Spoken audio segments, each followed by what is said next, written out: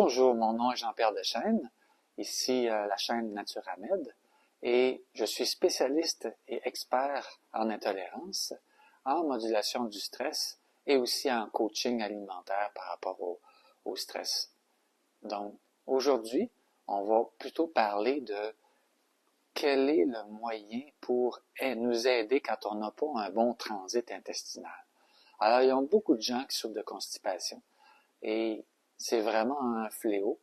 C'est difficile à gérer, donc parce que quand on est constipé, il n'y a rien qui va plus. Ça, c'est clair. Donc, la première chose à considérer, c'est pas nécessairement de prendre du jus de pruneau ou des fibres, c'est de penser à retirer de son alimentation qu'est-ce qui pourrait nous constiper.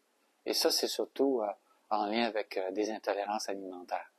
Donc, c'est souvent le gluten, donc dans les céréales contenant du blé, des produits contenant du blé, et aussi les produits qui contiennent du gluten, c'est l'avoine, le seigle et l'orge.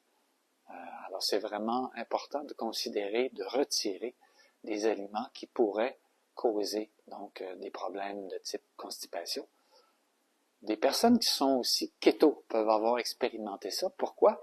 Parce que trop de viande et pas assez de légumes va faire en sorte que vous allez manger moins de fibres. Et puis, même chose aussi pour tout ce qui s'appelle céréales à grains entiers, comme le riz brun. Alors, c'est riche en fibres, tout comme les légumes. Alors, si on prend moins de fibres et qu'on prend plus de protéines, ce que ça va faire, c'est que ça va créer un bouchon, donc il va y avoir plus des phénomènes de constipation. Donc, de l'importance de prendre 5 à 10 portions d'environ une demi-tasse de légumes par jour. Et ça, il n'y a pas grand monde qui font ça. Des légumes frais, variés et aussi biologiques, donc de préférence. Même chose aussi pour tout ce qui s'appelle les céréales à grains entiers, biologiques. Donc, on peut très bien aller vers des céréales à grains qui sont aussi sans gluten, comme par exemple le riz, le quinoa, le sarrasin, de même que le millet, peuvent être des excellentes céréales qui procurent pleines de fibres et qui vont aussi ne pas contenir de gluten, naturellement. Ensuite, qu'est-ce qui peut nous aider beaucoup?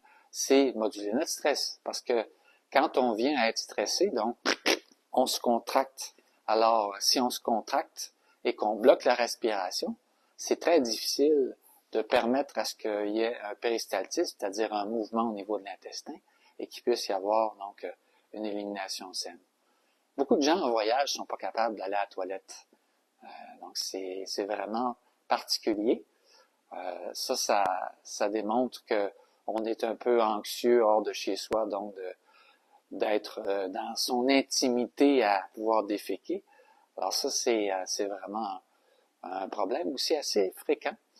Et puis, certaines personnes aussi n'arrivent pas dans des lieux publics également de pouvoir aller à la toilette parce qu'ils n'ont pas assez d'intimité. Donc tout ça, c'est plus lié au stress de l'environnement ou au stress de la nouveauté dans le cas du voyage. Donc, ce sont toutes des choses à considérer pour être plus régulier et éviter la constipation.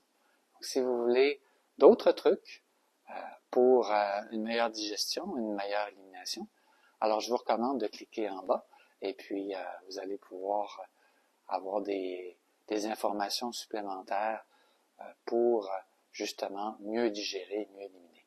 Alors, je vous remercie beaucoup et à la prochaine.